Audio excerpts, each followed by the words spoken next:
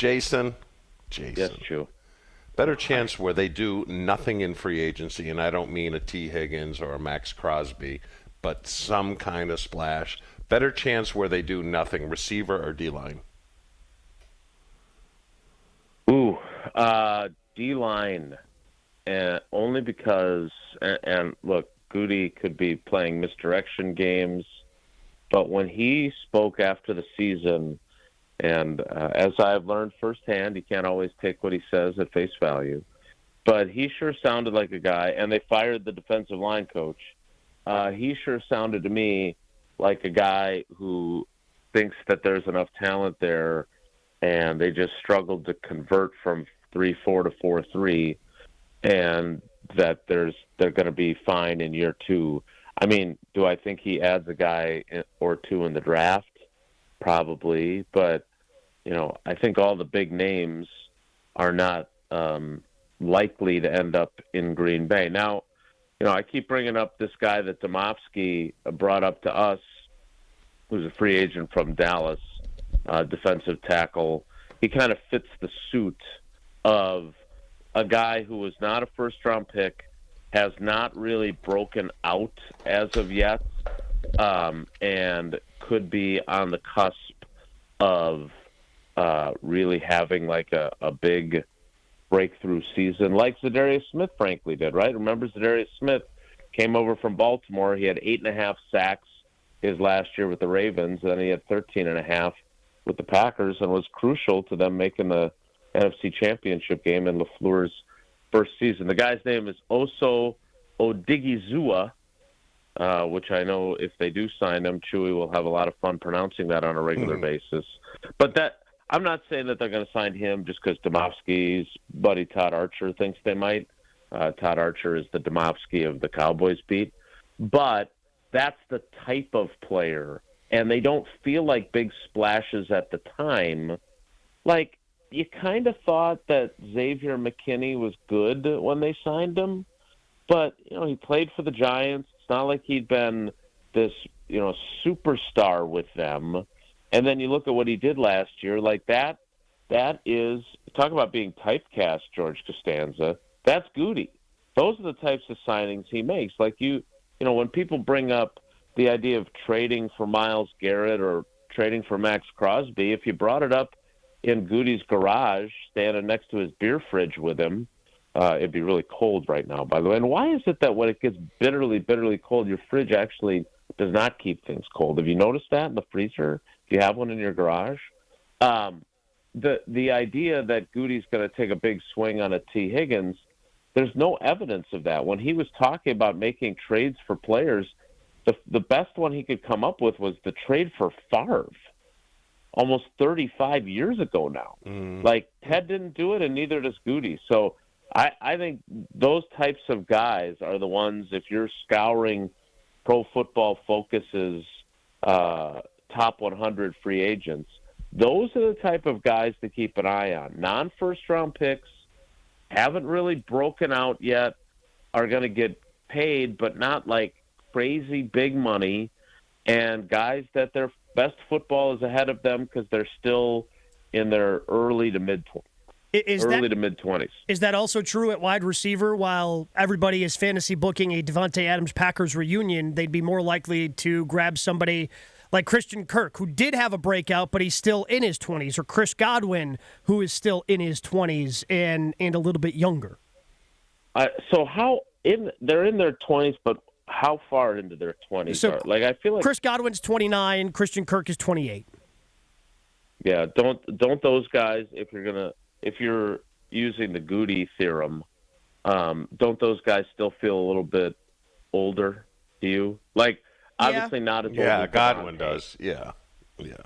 I mean, it would be a third contract for both of them, right? But I mean, he loves those. Also, any wide receiver who has the potential to have 1,000 yards is not going to be a free agent after their rookie season.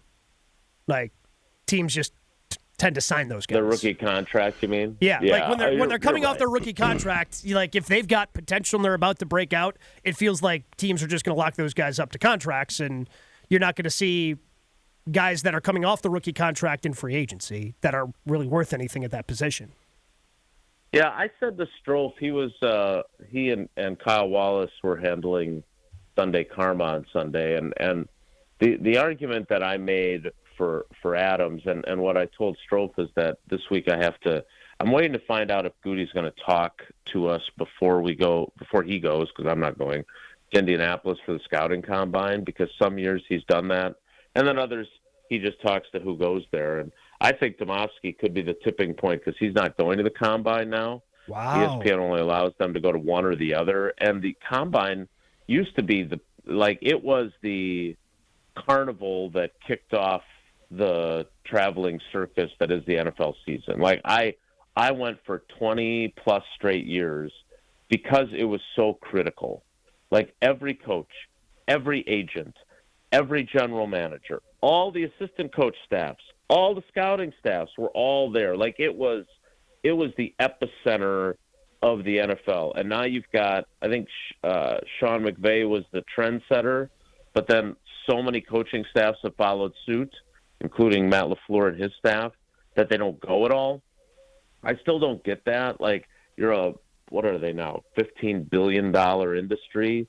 Like, spend the money. You'd never know what kind of pieces of information you might glean by having your coaching staff there, whether it's connecting with a guy who might someday be on your staff, or you hear something in a conversation with a prospect that clicks that others don't hear. Like all those, I can't believe that it's become basically not worth your time. But 𝘂𝘃 sometimes would talk beforehand, and that's when he said the stuff about how his tenure would be decided by the next quarterback after Rodgers.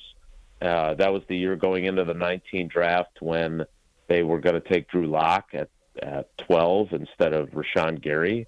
And then the subsequent year, obviously, they took Love. That it was in that meeting in the Lombardi boardroom with the beat writers that he said that Davante was a Hall of Famer and that they studied the numbers and those guys are productive well into their 30s, and basically was telling us that they were going to bring back Davante, and then they tagged him and traded him. So I'm hoping that, because what I really want to know, I just want to know, are you interested? Are you in or are you out on Adams? Like, I'm not saying you're going to get him. I'm not saying you're going to sign him. There are obviously lots of steps between liking the idea of having him on your team and actually having him on your team. But, like, if 𝘂𝘃's out on him already, then we're all just wasting everybody's time. And so I told Strofe I was going to text him this week and just say, hey, I don't want to keep talking about Adams if you have no interest in him. So that's on my to-do list for today, along with cleaning the litter boxes. Jason, we appreciate you hanging out with us. Have a great day, and we'll talk to you again soon. Nothing on the litter box line? I thought that was this was probably one of my worst appearances on this show ever, and I want to apologize, not to you knuckleheads, because I didn't think you guys helped me much, but certainly to our It's fair. You can sing now if you want. I will. I'm going to withhold my beautiful singing voice from you because you stomped on my attempt to be Jerry Orbach in Beauty and the Beast. All right, guys, have a great day. Take care. Be good. He's Jason Wilde. Listen to him on Wilde and Tausch right after Jen, Gabe, and 𝘃𝑗 each and every morning here on 94.5 ESPN Milwaukee. I believe I remember Adam Schefter talking to us when we were talking about the coaches at the draft, and we were trying to figure out if that was something we should be frustrated about as a Packers fan base. Like, why isn't our coaching staff going? And I believe he mentioned that it was just inefficient for them. There are too many people who want a piece of their time, whether it's coaches looking for a job, whether it's reporters looking for a nugget, or, I think he mentioned that that contributed to, and they weren't able to do what theoretically you would want them to be doing, which is evaluating talent and having conversations to glean those little pieces of information, those little nuggets, and therefore they just decided it wasn't worth their time.